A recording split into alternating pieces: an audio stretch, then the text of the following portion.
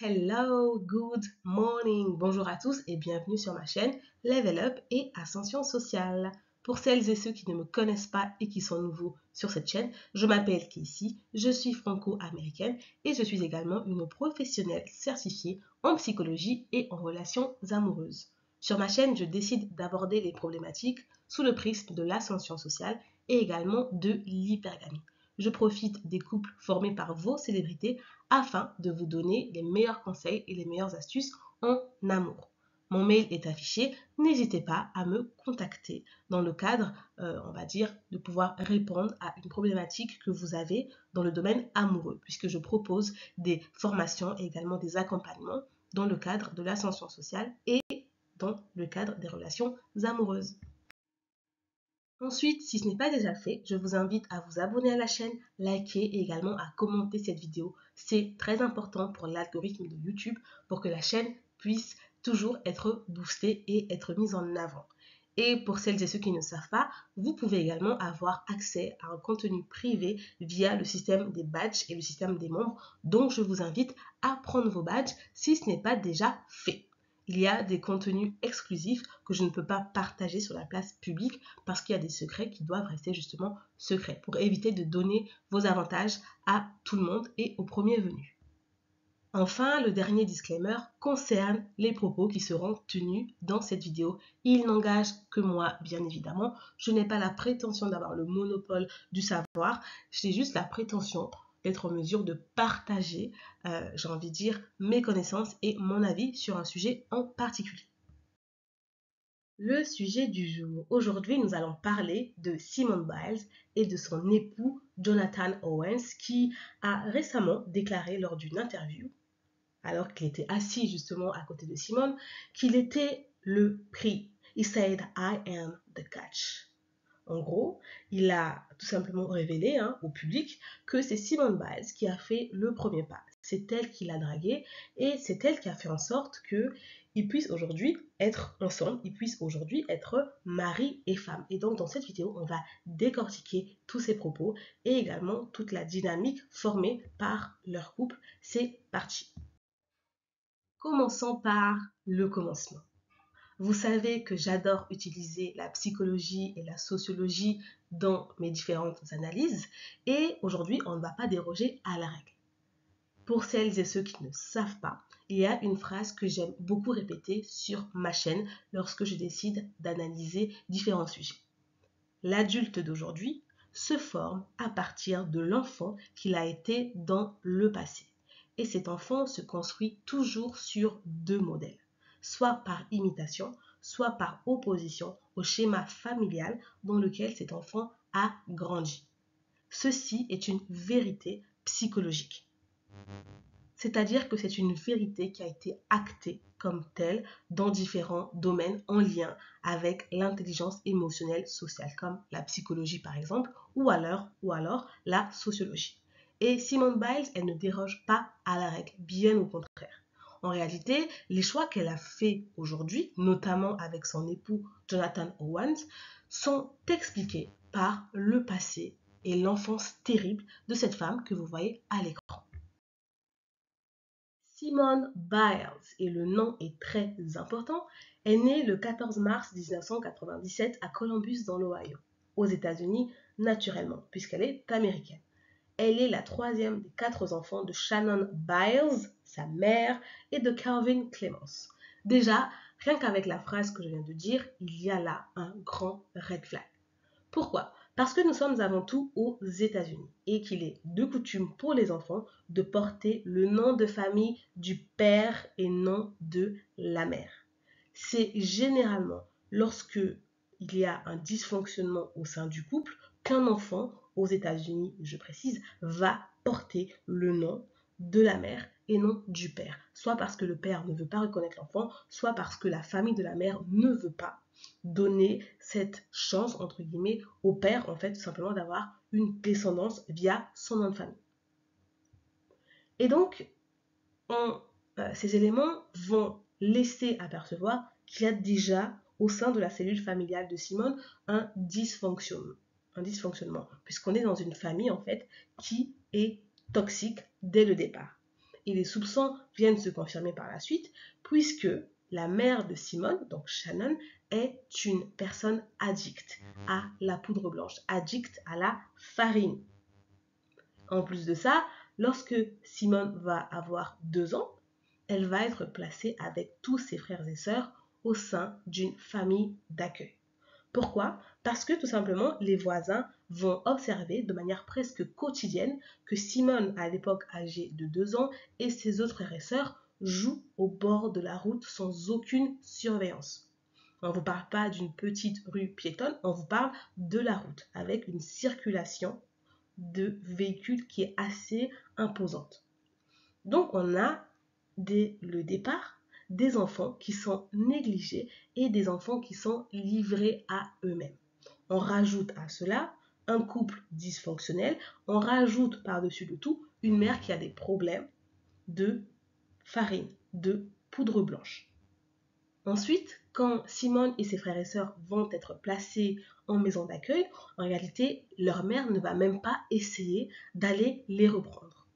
Parce que pour eux, pour elle plutôt, ils représentent une charge dont elle n'a pas spécialement envie de s'en occuper. Donc dans un premier temps, elle laisse faire, elle laisse couler. C'est son père, donc le grand-père de Simone, qui va trouver la situation insupportable et qui va faire son possible pour récupérer ses enfants.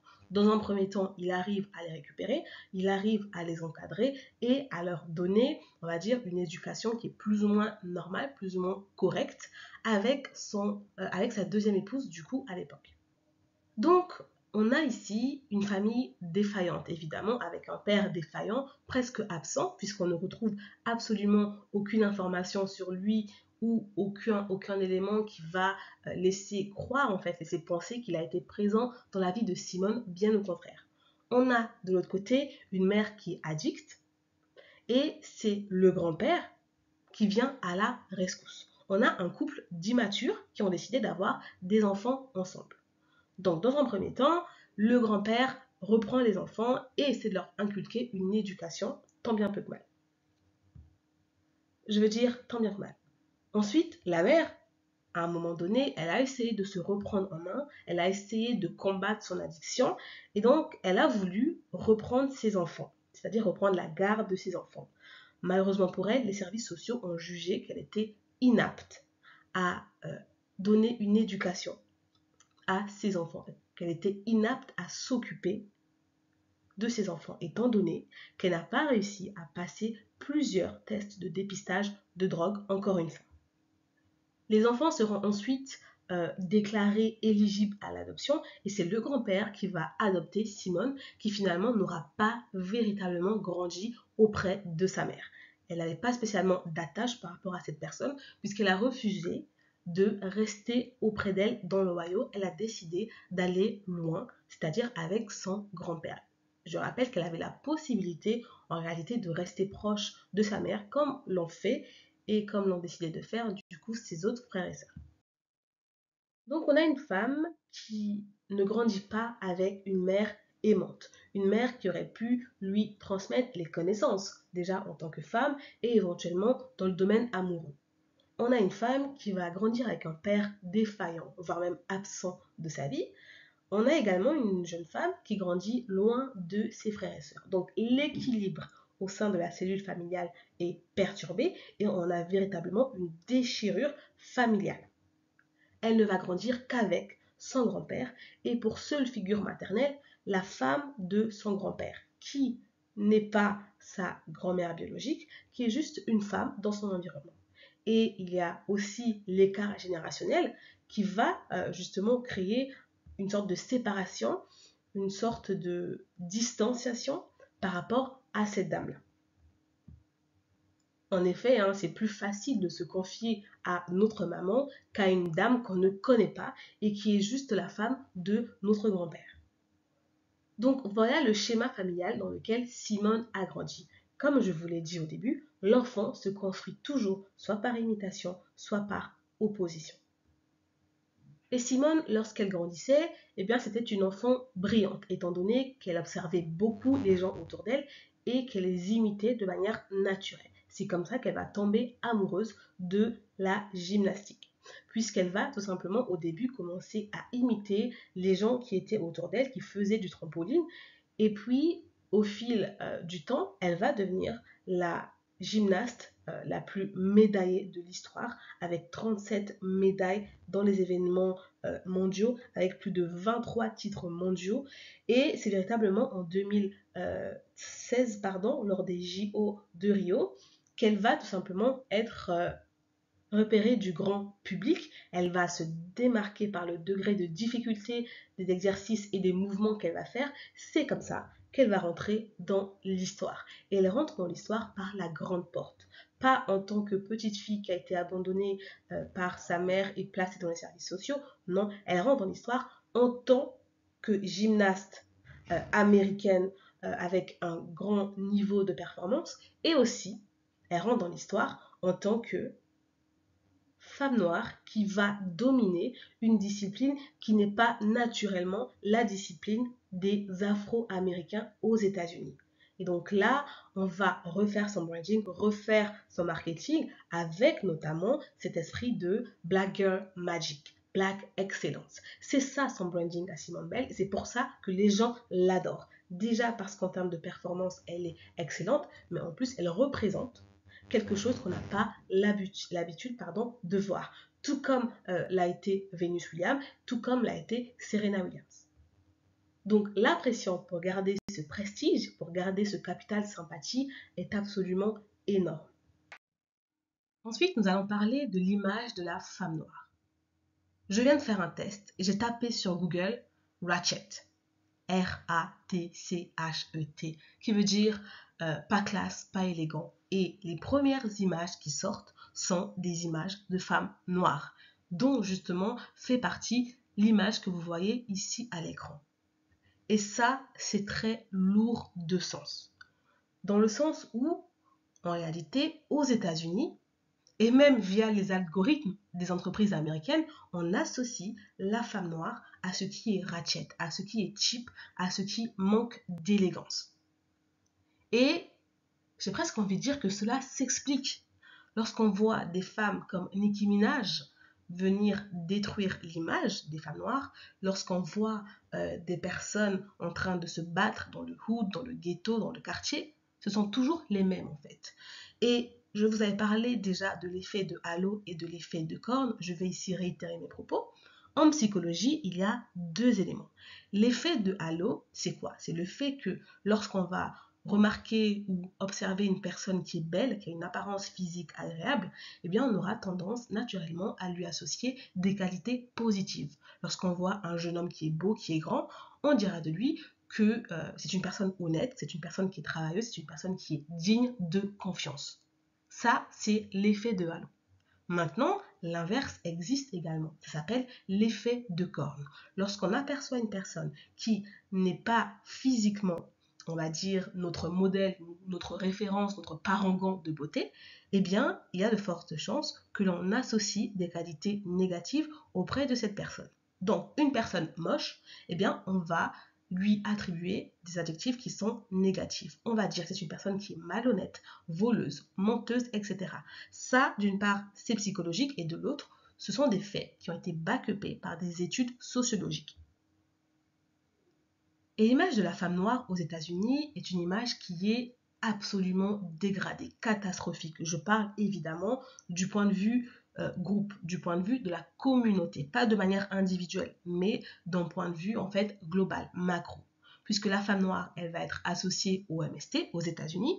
La femme noire, elle va être associée aux avortements. La femme noire, elle va être associée aux musiques, des clips dégradants, des clips de rap en train de twerker. La femme noire, c'est celle qui est, on va dire, une des populations les plus majoritaires dans les milieux incarcéraux. Et lorsqu'on regarde l'histoire des Américains, la femme noire, c'est également celle qui va se battre, notamment à l'époque avec le mouvement des Black Panthers. La femme noire, avec son afro, avec le point levé, c'est elle qui est allée en première ligne pour se battre contre des policiers. Donc, en fait, on rassemble tous ces éléments-là et j'ai presque envie de dire que c'est naturel pour la femme noire de subir des discriminations. Ce sont des statistiques qui le disent, ce n'est pas moi qui le dis à titre personnel. La femme noire fait partie des femmes les plus discriminées dans le monde professionnel. au niveau du logement également, et face à la police, elle n'a aucune chance. Je réitère mes propos, ce n'est pas ce que moi, Kessie, je pense, ce sont les données statistiques aux États-Unis. Et quand vous regardez les statistiques de la police par rapport notamment aux femmes arrêtées par la police, elles sont majoritairement noires. Donc en fait, on a une sorte de racisme qui est structurel aux États-Unis par rapport à la communauté noire. Et on n'est pas en train de jouer aux victimes, ce sont des faits. Donc on a, d'un point de vue macroéconomique, l'image d'une femme qui est dégradée. Maintenant, d'un point de vue individuel, là, c'est, entre guillemets, à chacun de faire le travail. De manière collective, les femmes noires aux États-Unis, j'ai envie de dire que c'est foutu. C'est beaucoup trop tard pour essayer de faire quelque chose. Ce n'est que de manière individuelle, si chacun de nous commence à comprendre son branding, le marketing, le storytelling, la manière dont elle va se positionner dans la société, qu'on pourra éventuellement avoir, on va dire, une amélioration de la situation. Mais de manière globale, avec les femmes dans le ghetto, avec les femmes dans le hood, avec des femmes comme Nicki Minaj, on n'est pas sorti de l'auberge en fait. Et comme ce qui se passe aux États-Unis est souvent avant-gardiste par rapport à ce qui va se passer en France, c'est-à-dire que ce qui se passe aux États-Unis aujourd'hui va arriver dans 10 ans en France. Ça, c'est naturel. La France a une sorte de fascination pour les USA, je ne sais même pas pourquoi. Et donc, on commence à observer une tendance similaire ici en France. Mais attention, pas pour toutes les femmes noires. Généralement et principalement pour les femmes noires nées et grandies en Occident et qui sont issues de milieux populaires. Ce cliché ne colle pas à la peau des femmes noires qui viennent d'Afrique pour étudier ici en France. Parce qu'elles ont justement ces diplômes et c'est par le diplôme et l'éducation qu'elles vont se démarquer du lot. Je prends par exemple le cas de Ramayad. Citez-moi une femme noire qui est née et qui a grandi ici en France, qui est arrivée au niveau de Ramayad. C'est un cas de figure qui est assez rare, à l'exception faite évidemment de Christiane Taubira. Vous voyez où je veux en venir. Vraiment, je fais exprès de grossir les traits pour que vous puissiez comprendre mon raisonnement. Qu'est-ce que cela veut dire? Cela veut dire que vos diplômes vous protègent. Et pour parler de manière plus générale et plus macro, la meilleure manière de vous protéger en tant que personne noire en Occident, c'est tout simplement d'accumuler vos capitaux. Les capitaux au sens de Bourdieu, à savoir les éléments que vous voyez à l'écran. Plus vous allez avoir un capital économique, un capital symbolique, un capital social et un capital culturel, plus la société va vous respecter, étant donné que vous ne serez pas comme les autres, comme la masse. Vraiment, je le répète, le meilleur moyen de vous protéger du racisme, qui dans certains pays, dans certains États peut être structurel, c'est tout simplement d'accumuler vos capitaux. En fait, en tant que noir, on doit faire 2 fois plus que les autres pour espérer avoir le même résultat ou alors le même traitement que les autres. Et parfois même, lorsqu'on a tous ces capitaux, ça ne suffit pas. Les capitaux ne vont pas vous garantir, on va dire, une absence de racisme, mais ça va vous protéger et vous serez moins affecté que si vous n'en avez pas en fait. Les capitaux, vous devez les voir comme des boucliers. Aujourd'hui, Kylian Mbappé, s'il se fait contrôler demain par la police, il n'a pas à craindre.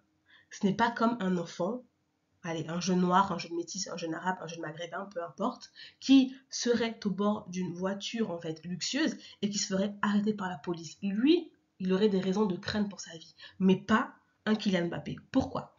Parce qu'il a le capital symbolique, c'est le prestige social avant tout, c'est un joueur d'équipe de France, il représente quelque chose. C'est le capital économique, on sait qu'il a de l'argent, c'est également le capital social. On sait qu'il a un réseau, on sait qu'il connaît des gens haut placés. Et ces éléments-là vont le protéger. Mais si vous n'en avez pas, à titre individuel, c'est compliqué. Je ne vais pas entrer en détail sur ces propos parce que j'ai déjà parlé de ces propos dans une vidéo que je mettrai également en barre d'infos. Elle est réservée aux membres, donc n'hésitez pas à prendre vos badges. Ce que vous devez retenir en somme, lorsqu'on est noir, on doit faire 2 fois plus que les autres. On doit accumuler 2 fois plus de pouvoirs sociaux que les autres. Et c'est d'autant plus vrai lorsqu'on est une femme noire et que l'on a comme ça d'office, sans même dire un mot, on va dire un effet de corne qui vient nous tomber dessus. Ensuite, nous allons parler d'un sujet qui est très délicat et qui va sûrement fâcher. Mais il faut le faire, sinon la vidéo n'aurait aucun sens. On va parler du physique de Simone. Et à titre personnel, et cela n'engage que moi, je considère son physique en adéquation avec sa profession. On ne parle pas d'un mannequin, on parle d'un athlète professionnel de haut niveau. Donc c'est normal qu'elle soit musclée, c'est normal qu'elle ait cette apparence-là. Moi, ça ne me choque pas. De même, lorsque je regarde l'apparence de Serena Williams, il n'y a rien qui me choque d'un point de vue physique. Elle a des muscles parce que c'est son métier. Elle gagne sa vie en ayant ce corps-là et en ayant des performances extraordinaires parce qu'elle travaille dur. Et la résultante de cela, c'est que les résultats sont visibles également par rapport à leur physique. Maintenant, il y a ce que les gens normaux, entre guillemets moi, non je plaisante, pensent, et il y a ce que la société veut nous renvoyer à travers les réseaux sociaux. Et appelant un chat, Simone ne remplit pas les critères de beauté de la société actuelle concernant les femmes. La société actuelle, elle veut une femme qui a des gros boobs, des seins. Voilà. Elle veut une femme qui a une certaine plastique. Elle veut une femme qui a une certaine allure, qui a un certain phénotype. Et Simone ne correspond pas à ce phénotype. Ça, c'est réel, c'est triste, mais c'est réel. Elle ne correspond pas aux standards de beauté actuels. D'une part, d'un point de vue général, puisqu'on va plutôt mettre en avant des silhouettes de mannequins, des femmes qui sont fines, et avant, il y a quelques années, c'était encore la tendance au BBL, c'est-à-dire une femme avec des formes à la Kim Kardashian. Et lorsque ce n'est pas le cas, pour certaines femmes noires, on attend un certain phénotype. Typiquement, une femme comme Jasmine Toux. Voilà ce qu'on pourrait attendre en fait d'un canon de beauté selon la société. Je ne dis pas que c'est bien, je dis que c'est ce que la société nous dicte. Ce sont des dictats de la mode et des standards de beauté de notre époque. Et ça, c'est bien malheureux. Et la question du physique est très délicate et très problématique, surtout lorsqu'il s'agit de la communauté noire. Parce que vous n'ignorez pas que c'est une communauté qui a subi beaucoup de traumatismes, comme par exemple l'esclavage, et on rajoute à cela l'effet de corne, les discriminations qu'elle subit au quotidien. Donc ce sont des éléments qui sont propices à créer des problèmes psychologiques chez certaines personnes qui n'ont pas fait le travail nécessaire de désaliénation. J'en ai parlé dans la vidéo dédiée à Mélanie Dacruz et à Martial. Je mettrai la vidéo en barre d'infos. Donc pour des personnes qui sont peu éduquées, eh bien le colorisme va être pour eux une marque de fabrique. Ils vont considérer que plus une femme est claire, plus elle est belle au sein de sa communauté. Le colorisme n'est pas présent uniquement chez les Noirs, il est en réalité présent chez toutes les communautés qui ont subi par exemple l'esclavage ou alors la période coloniale. On va retrouver le colorisme en Inde, très présent. On va également le retrouver dans des pays comme la Chine, le Japon, où la blancheur est vue comme un critère de beauté. C'est également très présent chez les communautés maghrébines, ici en France, ou même chez eux en Afrique. Donc, dans la communauté afro, dans la communauté noire, on va célébrer deux types de canaux de beauté. Soit on va célébrer la femme qui est très claire et parce qu'elle est claire, eh bien, c'est suffisant pour la considérer comme une personne attractive, comme par exemple le cas de Beyoncé ou d'autres exemples. Ou alors, si ce n'est pas le cas, il faut qu'elle ait un certain physique, un physique à la Jasmine Toux, que vous voyez à l'écran, une femme fine, mince, avec des traits qui sont assez fins et qui n'est pas représentative en fait de l'image que peut renvoyer une Simone Biles. Ça, c'est réel, c'est la vérité. Encore une fois, ce n'est pas moi qui le pense, c'est tout simplement une analyse objective de la situation. Donc voilà ce qui se passe dans la communauté. Donc une femme comme Simone Biles, elle va subir de plein fouet les standards de beauté, d'une part pour toutes les femmes et encore plus dans sa propre communauté. Maintenant, on résume le tout. Une femme qui n'a pas grandi avec sa mère, qui n'a pas grandi avec une figure maternelle présente, une femme qui a grandi avec un père défaillant, donc une cellule familiale défaillante et bancale, une femme qui, à mon avis, a sans doute subi des moqueries par rapport à son physique qui est atypique et qui s'est donné corps et âme dans sa discipline pour pouvoir devenir la meilleure et disposer de capitaux pour se protéger du monde. Une femme qui n'a pas non plus eu le temps de développer tout simplement ses relations amoureuses, qui n'a pas eu le temps de tomber amoureuse comme le ferait une jeune de son âge. Une femme qui a ce passif-là, à votre avis, est-ce qu'en termes d'estime d'elle-même, comment est-ce qu'elle se voit? Comment est-ce qu'elle se projette par rapport à elle-même? Eh bien, elle a une très faible estime d'elle-même, et ce, malgré tous les accomplissements qu'elle a pu obtenir dans sa vie professionnelle. Et ça, c'est symptomatique des femmes noires. C'est exactement ce qui se passe avec Aya Nakamura, c'est exactement ce qui se passe avec Rihanna, c'est exactement ce qui s'est passé avec la fille de Snoop Dogg, dont j'ai fait l'analyse il y a quelques mois.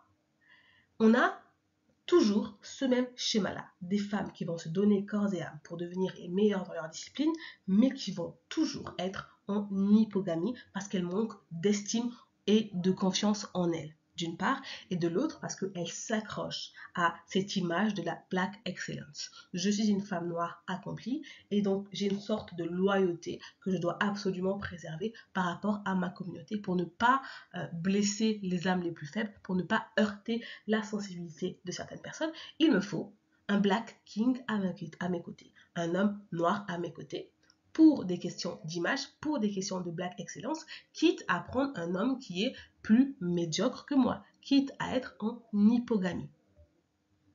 Ça, c'est le schéma de beaucoup de femmes noires. Et c'est un schéma qui est très récurrent aux États-Unis. Les femmes noires ne veulent pas ouvrir leurs options parce qu'elles tiennent à l'image du Black Excellence, du Black Love. Elles y tiennent, elles s'y accrochent vraiment de toute leur force.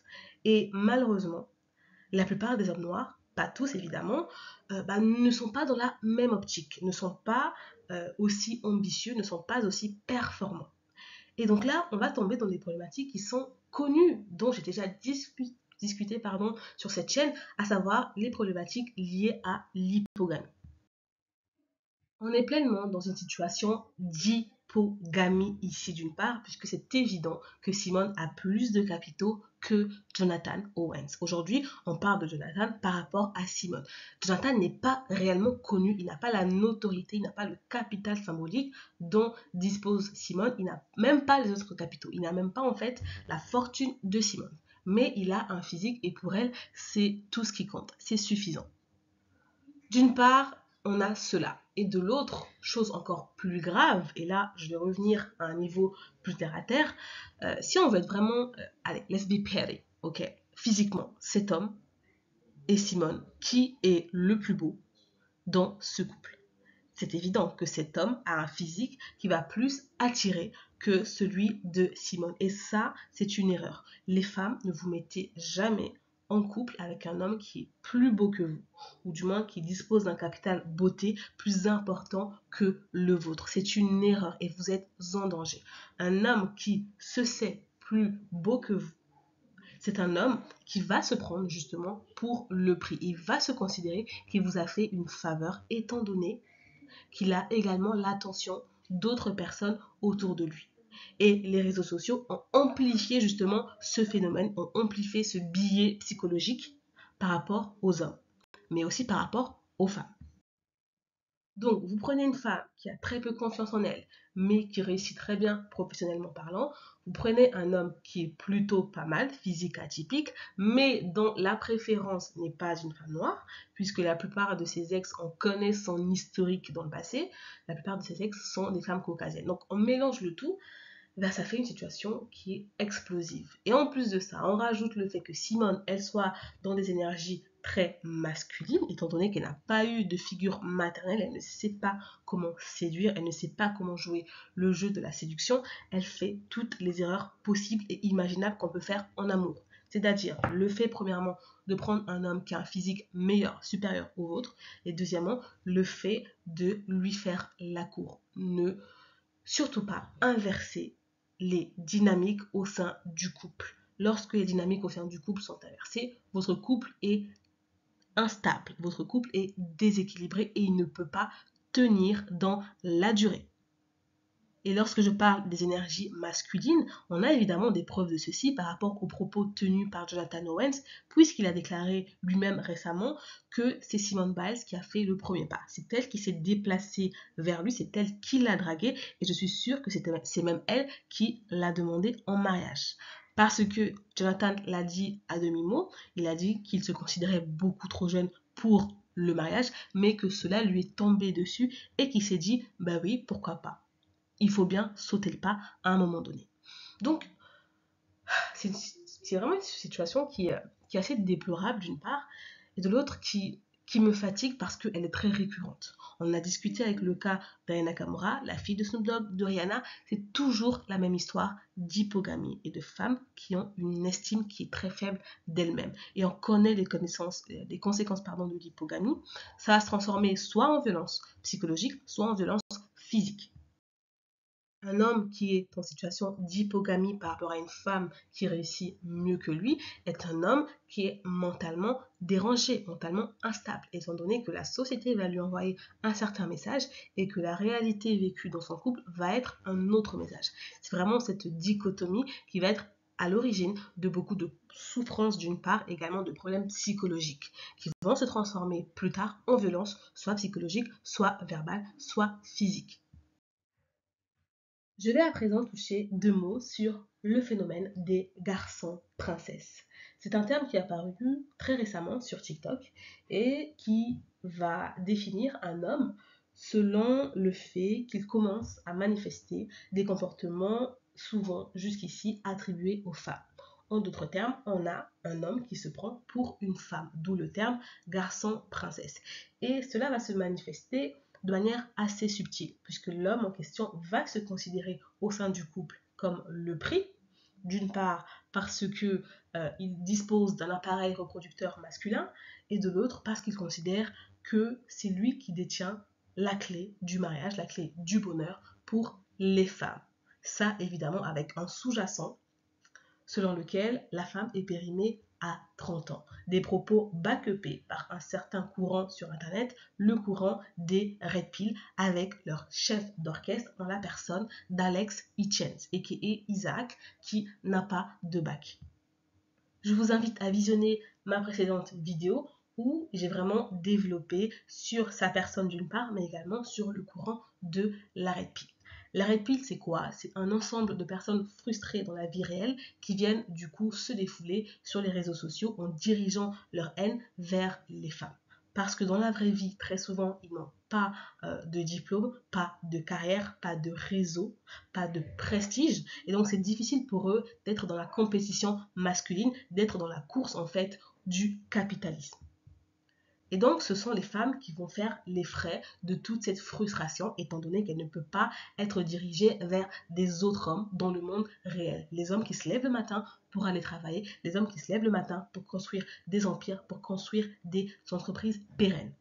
Voilà ce qu'est la Red Pill. Et donc, on a ce courant d'hommes qui viennent intoxiquer le cerveau d'hommes tout aussi fragiles, sensibles et dépourvus très souvent d'intelligence, qui vont intérioriser ces propos en disant qu'effectivement, oui, l'homme doit être le prix, l'homme a le droit de tromper, l'homme a le droit d'avoir 2-3 compagnes tant qu'il a les moyens financiers pour assumer ça.